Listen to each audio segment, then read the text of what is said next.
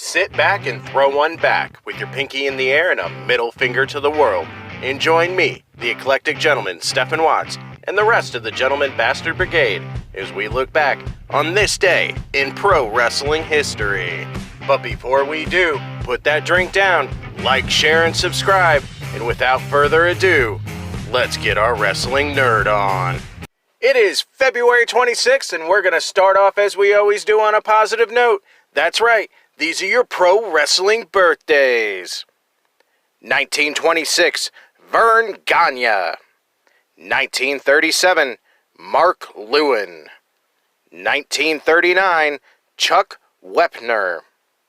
1965, Father James Mitchell. And 1985, Pentagon Jr. Of course, on the flip side of that coin, your pro wrestling deaths for February 26th. 2013, Don McGee.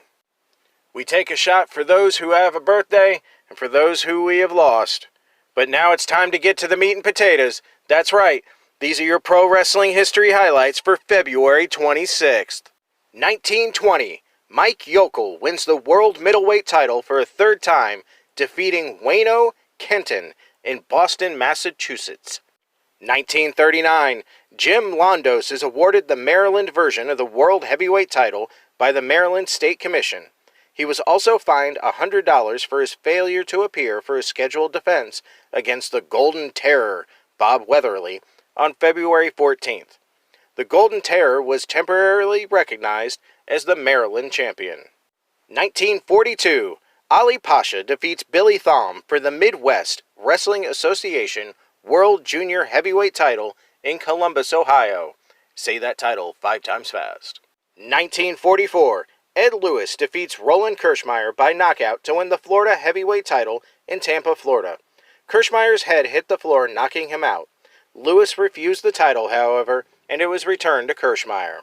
1951, Sky High Lee defeats Al Mills to win the Calgary NWA Canadian Heavyweight title in Edmonton, Alberta, Canada.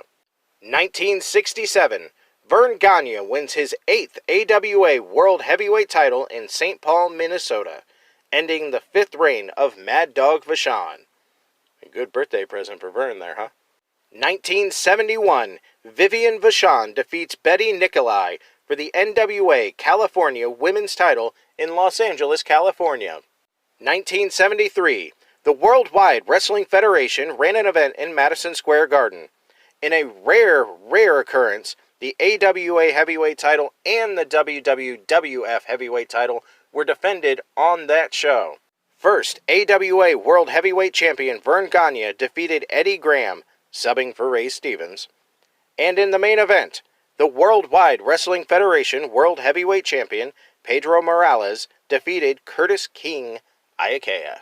1979, Bill Dundee and Robert Gibson defeat Don Carson and Dennis Condrey to win the AWA Southern Tag Team titles. 1988, Terry Taylor defeats Matt Bourne for the World Class Texas Heavyweight title in Dallas, Texas. 1988, Masahiro Chono defeats Mike George to win the World Wrestling Alliance World Heavyweight title in St. Joseph, Missouri. The WWA was a short-lived promotion run by former Central States wrestling promoter Bob Geigel after he withdrew from the NWA. The promotion only lasted through 1988. 1990, Jimmy Valiant defeats Jerry Lawler to win the USWA Unified World Heavyweight title in Memphis, Tennessee. 1993, Heavy Metal defeats Rey Mysterio Jr. for the Mexican National Welterweight title in Mexico City, Mexico. Also in 1993, the Ebony Experience, Stevie Ray and Booker T, defeat the Bad Breed, Axel and Ian Rotten, to win the Global Wrestling Federation Tag Team titles. 1995, Bobby Blaze defeats Jerry Lawler to win the Smoky Mountain Wrestling Heavyweight title in Knoxville, Tennessee. Those were your pro wrestling history highlights for February 26th. I'm the eclectic gentleman Stephen Watts, and we'll see you tomorrow.